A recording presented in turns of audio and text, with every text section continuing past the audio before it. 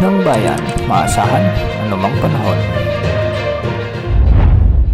Magandang oras po sa ating lahat. Narito na ang latest update ukol sa binabantayan nating si Bagyong Leon. Patuloy na lumalakas si Bagyong Leon habang kumikilos ito ng kanluran, hilagang kanluran. Sa ngayon nga ay maraming lugar na ang nakararanas ng maulap na kalangitan na may mga kalat-kalat na pagbugso ng ulan at pagbugso ng hangin gaya sa Bicol Region at eastern sections ng Luzon. Ang mga lugar na ito ay makakaranas na ng mga pag-ulan dulot ng outer rain bands ni Bagyong Leon. Sa mga susunod na oras ay posibleng lumakas si Bagyong Leon sa typhoon category at mag-undergo siya sa may rapid intensification o yung mabilisang paglakas ng bagyo. Dahil nga sa favorable ang kalagayan ng mga karagatang dadaanan ni Bagyong Leon, inaasahang posibleng itaas ang signal number 3 o 4 sa bahagi ng extreme northern Luzon. Hindi rin inaalis ang posibilidad na itaas ang wind signal number 5 lalo na kung ito ay naging super typhoon category.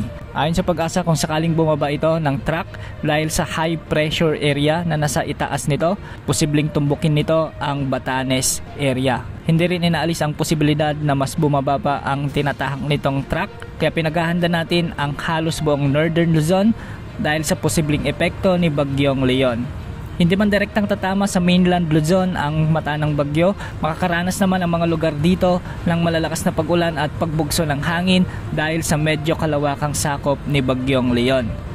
Ayon sa Pag-asa, posibleng lumabas ng area of responsibility si Bagyong Leon sa araw ng Biyernes ng umaga o di kaya naman ay hapon. Nadagdagan pa ang mga lugar na nasa ilalim ng Tropical Cyclone Wind Signal number 1 lalo na sa bahagi ng Central at Northern Luzon. Sa mga susunod na araw, posibleng mas dumami pa ang mga lugar na mapapasa ilalim sa mga tropical wind signals. Sa ngayon, dahil kay Bagyong Leon, makakaranas na ng mga pagbugso ng hangin ang mga probinsya ng Zambales, Bataan, Aurora, Metro Manila, Calabarzon, Mimaropa, ang Bicol Region, ang buong Visayas, sa may Dinagat Islands, Surigao del Norte at Camiguin.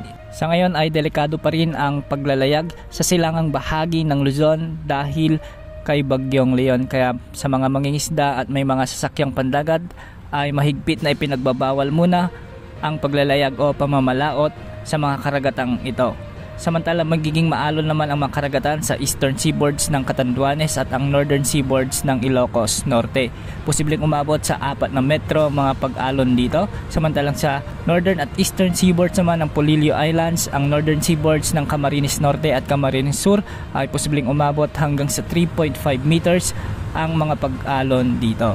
Sa mga susunod na oras ay mas maraming lugar pa ang makakaranas ng mga pag-ulan dulot ng outer rain bands o trough ni Bagyong Leon. Kaya pinag-iingat po natin ang ating mga kababayan lalo na yung mga sinalanta ni Bagyong Christine sa posibilidad ng mga pagbaha at pagguho ng lupa. Manatiling nakatutok sa ating channel para sa mga susunod na updates ukol sa lagay ng panahon at kay Bagyong Leon. Ito muna ang latest update sa lagay ng panahon. Ito po ang weather update ng bayan, maasahan anumang panahon.